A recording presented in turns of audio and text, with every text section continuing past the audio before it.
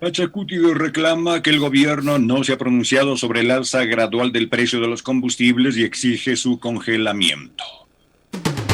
Tema polémico. Los representantes del Movimiento de Unidad Plurinacional Pachacuti reclamaron al gobierno nacional por no pronunciarse sobre el incremento gradual del precio de los combustibles y exigieron su congelamiento, ya que consideraron que esta medida está afectando a la economía de los ecuatorianos. Este llamado se realizó durante una conferencia de prensa celebrada este martes 22 de junio, en la que participaron los asambleístas Rafael Lucero, Salvador Quispe y el coordinador del movimiento Marlon Santi. En sus declaraciones, los dirigentes se refirieron, entre otras cosas, al incremento de los precios de los combustibles y denunciaron que el Ejecutivo no se ha pronunciado sobre este tema, pese a que en 2 días se cumplirá el primer mes del nuevo gobierno. Estamos a 2 días de que cumpla su primer mes de funciones al frente del Estado y vemos que aún no se ha manifestado nada sobre el alza gradual de los combustibles y sus derivados, enfatizó Rafael Lucero. Por su parte, Marlon Santi resaltó que el alza mensual del precio de los derivados afecta especialmente a campesinos e indígenas y pidió al gobierno central que congele estos precios. Además, los representantes de Pachacuti rechazaron la decisión del Estado de suscribir un convenio de adhesión al Centro Internacional de Arreglo de Diferencias Relativas a Inversiones, CIADI, ya que recordaron que esta organización ha favorecido a multinacionales que han hecho tanto daño al país. El tema está planteado. En Pichincha Opina, la palabra la tiene Alexis Moncayo. 7 de la mañana con 6 minutos. Bueno, ayer la rueda de prensa fue mucho más extensa que solo el tema de los combustibles, de hecho, pero vamos a ir como abordando cada una de las temáticas que propusieran los integrantes, no solo de la bancada de Pachacutic, sino el coordinador de la misma, que está por fuera, ¿no? El coordinador político del movimiento, que es don Marlon Santi, un querido y grato amigo de este espacio. No solo se trata de proponer o de pedir el congelamiento del precio de los combustibles, que me parece, digamos, algo, no sé si tan factible en este momento, porque lo que se ha hecho es, y desde el gobierno anterior, que vemos va en la misma línea del actual gobierno, de alguna forma liberalizar los precios de los combustibles, atándolos a la fluctuación que tiene en el mercado el valor del barril de crudo, ¿no? Sobre todo del WTI, que es, digamos, el referencial para el crudo ecuatoriano. No sé qué tan factible sea eso y si las presiones de carácter político, como entiendo pudo haber sido o puede entenderse el ejercicio de la jornada de ayer a través de una rueda de prensa, el gobierno va a ceder precisamente ante ese tipo de pronunciamientos públicos.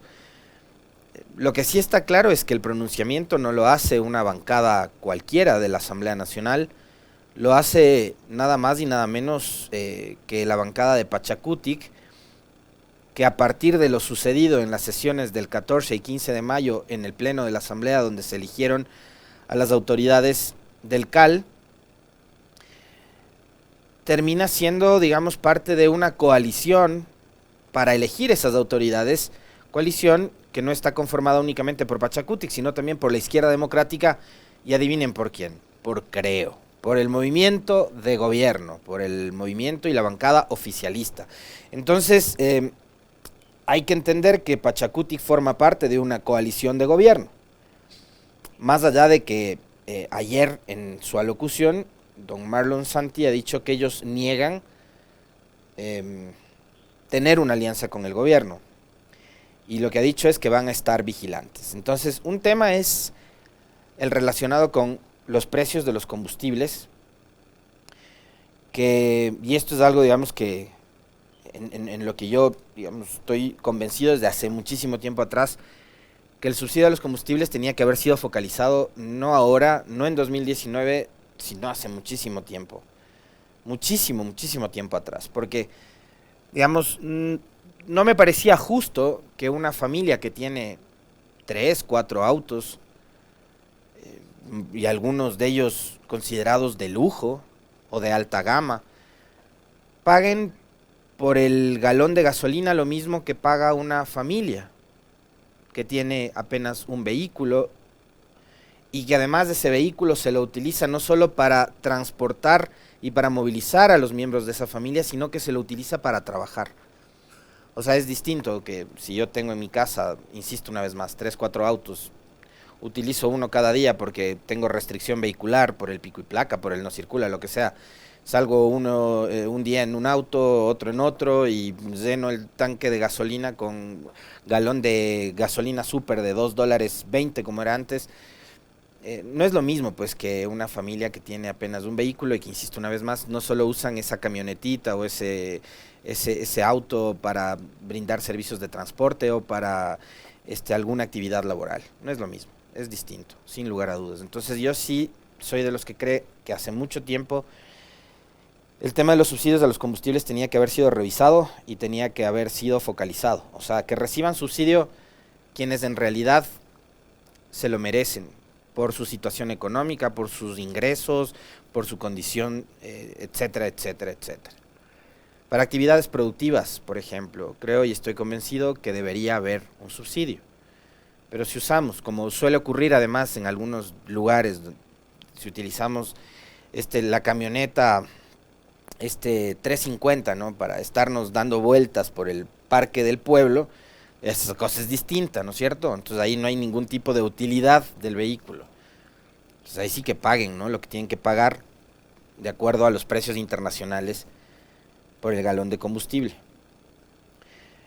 Pero voy más allá de eso, ¿no?, porque la rueda de prensa de Pachacuti ayer planteó otros temas que me imagino yo van a ir generando algún tipo de reacción, y yo no sé si hasta de incomodidad en el gobierno. Insisto una vez más, a pesar que don Marlon Santi y todos digan no son aliados, pero yo también le voy a recordar tramos del discurso de la señora Guadalupe Llori, presidenta de la Asamblea, el día de su posesión, y el 24 de mayo, donde dirigió algunas palabras al presidente Lasso, a quien incluso le agradeció por haber sido designada, por haber sido quien facilitó su designación como presidenta de la Asamblea.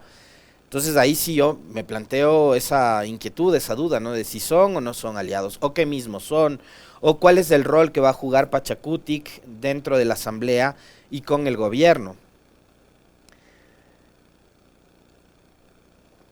Probablemente se pueden convertir en eso tan incómodo a lo que un periodista llamó un cangrejo en la bragueta, despectivamente.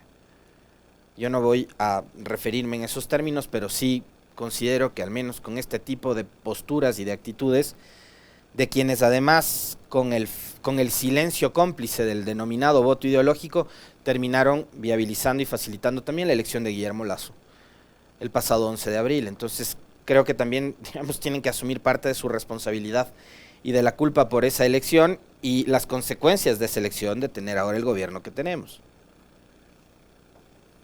Congelar la variación de los precios de los combustibles. Han pedido también no ampliar la frontera en lo que respecta al tema minero.